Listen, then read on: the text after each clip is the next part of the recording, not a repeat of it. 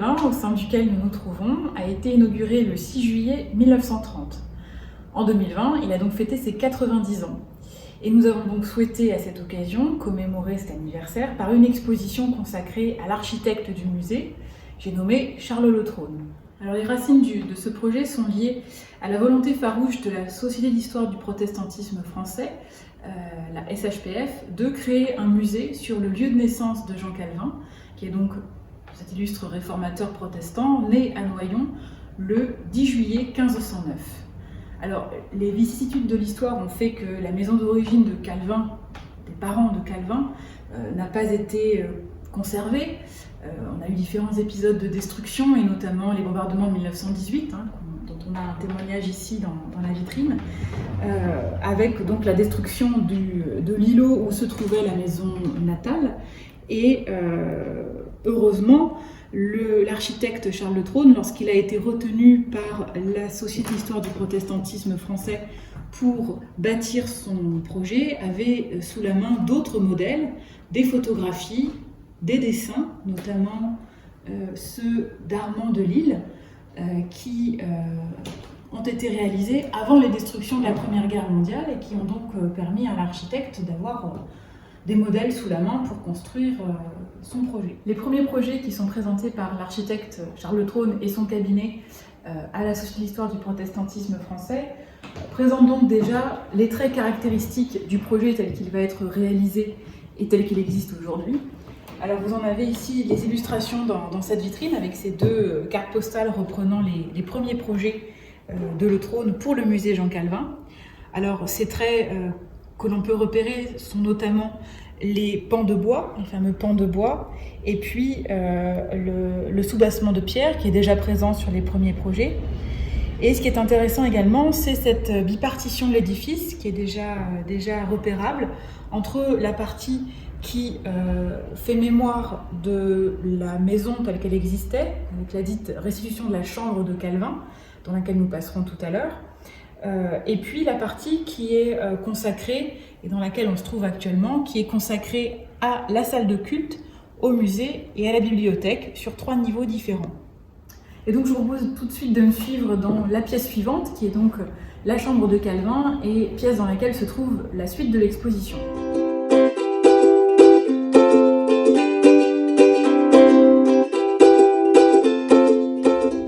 Les premières études sur lesquelles nous venons de jeter un œil ont été présentées par Charles Le Trône et son assistant à Noyon, M. Denis, dès 1927 et approuvées en 1928 par la Société. La première pierre du chantier est posée le 10 juillet 1927, à la date anniversaire de la naissance donc, de Jean Calvin à Noyon. On en a ici quelques photographies, des témoignages de la presse de l'époque également, qui témoignent de cette cérémonie en grande pompe qui a été un événement marquant pour la société de l'époque. Le 6 juillet 1930, le musée est inauguré une fois encore en grande cérémonie quoi qu'inachevé, mais l'architecte a réussi à répondre à 2 nécessités, à la fois à répondre à la commande de la Société d'histoire du protestantisme français, mais aussi à honorer sa propre recherche sur l'architecture régionaliste en bâtissant un musée qui reprend les codes de l'architecture noyonnaise du XVIe siècle dans un bâtiment du XXe. Les années 30 sont donc un moment fondateur pour le musée Jean Calvin, qui correspondent aussi au moment de la rédaction des premiers catalogues et premiers inventaires du musée Jean Calvin. Nous en avons présenté quelques exemplaires dans cette vitrine.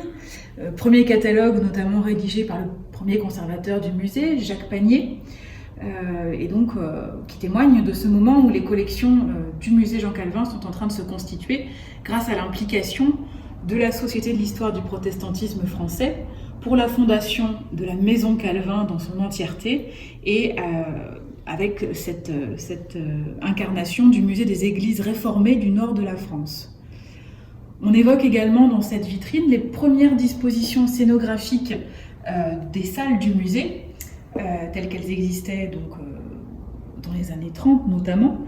Et on reconnaît notamment donc, sur la photographie 39 la salle dans laquelle nous nous trouvons, la chambre dite de Jean Calvin, et avec la particularité de cette cheminée qui est factice et qui se trouvait sur le mur juste derrière moi, ici, et qui donc permettait de rendre cette ambiance dite un peu de period room, qui permettait de reconstituer la chambre dite natale. Alors, le musée Jean Calvin n'est pas le seul projet que Charles Le Trône ait réalisé à Noyon. Il est également retenu par la municipalité de Noyon au début des années 1900 pour la réalisation d'un bâtiment bien spécifique qui est l'ancien théâtre Salle des Fêtes, dont vous avez ici des illustrations, des photographies, notamment le numéro 47 et le numéro 50. Vous avez la façade extérieure et la vue intérieure du théâtre tel qu'il a été bâti par Charles Le Trône et inauguré en février 1908. Vous l'aurez compris, c'est un architecte qui a été particulièrement prolifique, qui a eu une carrière très riche. Et c'est en tant qu'architecte en chef de l'exposition de 1937, cette fois, que Charles Le Trône achève sa carrière. Il est remplacé en raison de sa maladie par son fils Daniel, également architecte, qui prend son relais à cette occasion. Alors, le père et le fils collaborent également sur un autre projet majeur de l'architecte, qui n'est autre que le chantier du parc zoologique de Vincennes, le zoo que tout le monde connaît. Alors ce qu'on sait moins, c'est que notamment donc Charles Le Trône est l'auteur des plans, mais qu'il a également conçu le système des rochers accueillant les animaux. Et donc il s'est inspiré des dispositions qui existaient à Hambourg pour bâtir ces édifices en béton armé qui, dans les couleurs notamment et dans le rendu matériel, permettaient d'imiter le milieu naturel des animaux auxquels ils étaient destinés. Le projet pour lequel Charles Le Trône est sans doute le plus connu, c'est son œuvre éditoriale, avec la publication de 1923 à 1926 des 3 tomes de Murs et Toits pour les pays de chez nous. Ces ouvrages ont été considérés dès leur parution par ses pairs comme une véritable bible du régionalisme. Il y a collaboré avec 2 dessinateurs, Rigato et Mayor, et ces ouvrages compilent sous la forme de plans, de dessins et de textes des modèles pour reconstruire les régions dévastées après la Première Guerre mondiale, des modèles de fermes, des modèles d'écoles, de gendarmerie, de mairie, etc., qui permettent de donner à voir les caractéristiques de chaque région et de donner donc une feuille de route en quelque sorte aux architectes pour réaliser la reconstruction des régions dévastées. Alors resterait à évoquer bon nombre d'autres projets de Charles Le Trône, comme notamment son œuvre pour l'architecture protestante. Il a également construit donc des temples comme ceux de Levallois-Perret et de Gérardmer dans les Vosges, qui sont toujours existants aujourd'hui. Nous manquons malheureusement de temps, mais c'est donc une autre histoire.